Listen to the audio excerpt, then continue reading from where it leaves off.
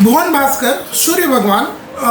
ये सब पृथ्वी का चक्कर लगाते हैं और उनके चक्कर लगाने का क्रम नियम ऐसा है जी कि वो हर महीने की 14, 15, 16, 14 से 17 तारीख के बीच में अपनी राशि को बदलते हैं। और जब वो राशि को बदल देते हैं तो एक महीने तक लगभग उस राशि में गोचर करते हैं और लगभग 14 से 17 तारीख आने के बाद उस राशि को छोड़ करके फिर अगली राशि में वो प्रवेश कर जाते हैं। ये सूर्य भगवान जब अपनी राशि को बदलते हैं ना, तब इसी को हम लोग संक्रांति कहते हैं और अर्क भी कहते हैं। जैसे मिथुनार्क, कन्यार्क, कन्या राशि में प्रवेश का तो कन्यार्क, तुलार्क है ना, वृश्चिकार्क, तो ऐसे धनुर्क। तो ये सूर्य भगवान का राशि परिवर्तन कभी कभी किसी के लिए शुभ, किसी के लिए अशुभ भी हो सकता है। सूर्य भगवान जब 14 से 17 तारीख के बीच में हर महीने की राशि को बदलते हैं, तो साल 2025 में अगर हम देखें तो यही सूर्य भगवान अपनी राशि को बदलते बदलते बदलते जब 2025 इंग्लिश कैलेंडर का अंत का महीना आएगा, यानी दिसंबर के महीने में, तब यह वृश्चिक राशि से निकल करके धनु राशि में प्रवेश करेंगे। और जब यही भुवन भास्कर सूर्य भगवान धनु राशि में प्रवेश करते, तो धनु राशि के स्वामी कौन हुए? गुरु हुए, है ना। तो ये सूर्य भगवान एक महीना जब अपनी राशि बदल करके वृश्चिक से, स्कॉर्पियो से निकल करके जब वो धनु राशि में जाते हैं, तो मान लो वो अपने गुरु के पास जा रहे हैं ज्ञान प्राप्त करने के लिए या साधना करने के लिए, तपस्या करने के लिए। तो यहाँ पर फिर वो जब धनु राशि में प्रवेश कर जाते, तो फिर इसी के अगले महीने यानी लगभग 14, 15, 16 जनवरी के आसपास वो धनु राशि से निकल करके मकर राशि में आ जाते हैं और वहीं से फिर हम लोग मकर संक्रांति कहते हैं, जहाँ से सारे शुभ काम, मंगल कार्य प्रारंभ हो जाते हैं। ये सूर्य भगवान जब धनु राशि में प्रवेश करते हैं तो हमारे शास्त्रकार कहते हैं कि इस एक महीने में सूर्य भगवान जब वृश्चिक से धनु राशि में हो, तो हमें सारे हमारे सांसारिक कार्य, जो पर्सनल हमारे एंटरटेनमेंट के लिए जितने कार्य हैं, उन सभी को हमको बंद कर देना चाहिए। चलिए जी, बंद कर दिया। महाराज जी ने आपने बोला करे क्या? इस एक महीने में आप धार्मिक रहें, इस एक महीना दान पुण्य करें, कथा भागवत को आप अपने घर में पुराण पढ़ने का अध्ययन करें, तीर्थ यात्रा के अलावा अन्य प्रयास करें, अन्य कोई यात्रा हम ना करें, यह इस एक महीने में करना चाहिए। इसके अलावा जब सूर्य भगवान वृश्चिक से निकल करके धनु राशि में जाते हैं 14-15 दिसंबर से, तो ऐसे मैंने बहुत बार जब हमारे ज्योतिष के परामर्श के लिए लोग आते हैं, मैंने देखा है कि इस एक महीने में उनकी पिता के साथ अगर गोचर में भी और प्लस अगर दशा, अंतरदशा, प्रत्यंतर दशा, सूक्ष्म दशा कहीं पर भी अगर उनकी गुरु या सूर्य की दशा चल रही, तो कहीं ना कहीं उनकी पिता के साथ अनबन होंगी। या फिर वो अगर कहीं जॉब करते हैं तो अपने बॉस के साथ है, या फिर उनका स्टाफ जो कलीग है, जो साथ में उनके साथ काम करते हैं, हो सकता है उनके साथ भी थोड़ी सी अनबन हो और लोग आपको डोमिनेट करने का प्रयास करें। तो इस एक महीने अगर आपकी कुंडली में कहीं भी सूर्य की दशा है, गोचर में है, या फिर दशा, अंतरदशा, प्रत्यंतर दशा है, तभी भी आप इस एक महीने शांत रहिए, कूल रहिए। इस एक महीने में आप सूर्य से संबंधित जो दान है उनको आप करना है। कोई भी हमारे सनातनी बंधु भाई बहन हैं, उनको आप दान कर सकते हैं, चाहे स्त्री को करें या पुरुष को है। इसके अलावा आप ओम गृणीम सूर्याय नमः, ओम ब्रह्म बृहस्पति नमः, इस माला, इसकी मंत्रों की एक माला प्रतिदिन आप जाप करिएगा।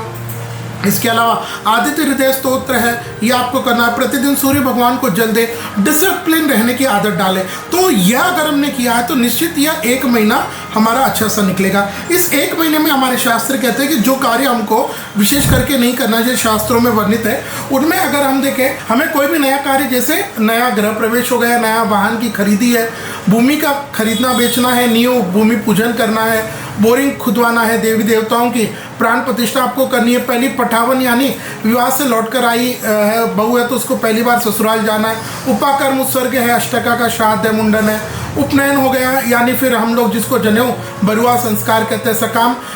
कोई इच्छा रख करके भागवत आदि कथा है, विवाह है, नए वस्त्र, अगर आप पहली बार सिलाएं तो उनको पहनना है, तुलादान, गौदान, यह है। पहली बार आप कोई अपने व्रत को प्रारंभ कर रहे हैं या फिर उसका समाप्ति कर रहे हैं, यानी उसको खत्म कर रहे हैं, तो वो है। अन्नप्राशन समावर्तन है, ये 16 संस्कार है। या किसी आप व्रत को अगर आप समाप्त करें तो उसका उद्यापन है, पवित्रारोपण है, सगाई है, ये सब ये जो कार्य हमारे शास्त्रों ने बताया है कि हमको इस दौरान नहीं करना चाहिए। विशेष करके अगर हम इनमें बात करें कि गृह प्रवेश और विवाह, तो ये तो स्ट्रिक्टली मना है, लेकिन आजकल भारत के पश्चिम भाग में कुछ देशों में, कुछ प्रदेशों में ऐसे भी देखने को मिला कि भले ही यह धनुर्मास चल रहा हो, सूर्य भगवान अपने गुरु की छाया में हो, उनकी शरण में हो, लेकिन वो विवाह कर देते हैं। जिस विवाह में गुरु भगवान की साक्षी न हो, गुरु भगवान का आशीर्वाद न हो, गुरु हमें बुद्धि देता है, गुरु हमें ज्ञान देते हैं, गुरु हमारे वंश को बढ़ाते हैं, गुरु हमें सब कुछ देते हैं। तो यही गुरु भगवान जब सूर्य भगवान, यही सूर्य जब गुरु की शरणागत होते हैं तो सूर्य को लगता है कि यार मैं तो तपस्या कर रहा हूँ, साधना कर रहा हूँ और ये संसार की कामनाएं मेरे से कर रहा है, तो वो हमें उस समय हमको वो आशीर्वाद नहीं देते हैं। तो जिस कार्य में सूर्य और गुरु का आशीर्वाद नहीं, तो वो कार्य कैसे सफल होगा। तो गृह प्रवेश कर करके अब कई लोग ये भी कहते हैं महाराज जी हमारे बच्चे यूएस में या कहीं बाहर रहते हैं तो उनको ये क्रिसमस न्यू ईयर के टाइम पे छुट्टी मिलती है तो तभी हम विवाह करेंगे। गृह वो आएंगे कर करके चले जाएंगे, बाकी ज़िंदगी भर तो आपको उस घर में रहना है। तो फिर अगर कोई अष्टा भगवान न करे कष्ट आ जाए तो फिर उसके लिए तो यह भी हमें ध्यान रखना है कि इस दौरान हम कोई अपना मांगलिक कार्य शुभ कार्य इस दौरान बिल्कुल भी न करें।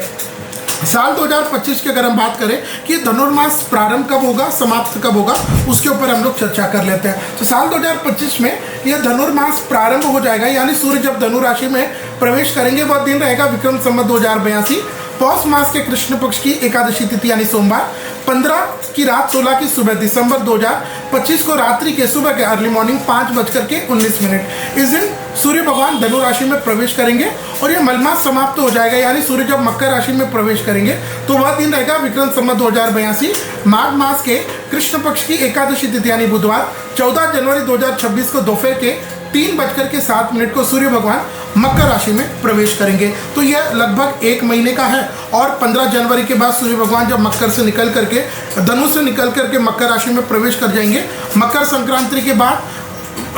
2026 में भी कुछ खेल होने वाला है तारा आदि का, तो उसके लिए आप हमारा ये जो आई बटन है इसको आप प्रेस करेंगे तो आपको उसकी जानकारी भी मिल जाएगी। तो 15 जनवरी तक तो धनुर्मास ये रहेगा। तो इस दौरान जैसे मैंने पूर्व में बताया कोई भी शुभ कार्य, मंगल कार्य, गृह प्रवेश, विवाह आदि कार्य, वाहन की खरीदी है, भूमि का रजिस्ट्रेशन है, ये समस्त कार्य को हमको बिल्कुल छोड़ करके हमारे दक्षिण में तो मैंने देखा है कि यहाँ पर इस 1 महीने में भगवान विष्णु के स्वरूप जो तिरुपति बालाजी है उनका गोदा रंगनाची का बहुत बड़ा उत्सव होता है। तो आप ऐसे उत्सव से के जो कार्य है इनको आप कर सकते हैं। पूजा पाठ है, हाँ जो रेगुलर आप पूजा पाठ करते हैं, दैनिक जो आपके पूजा पाठ करना है, जो भगवान का नाम लेते हैं, हनुमान चालीसा पढ़ते हैं, सूर्य भगवान को आप जल देते हैं, तो ये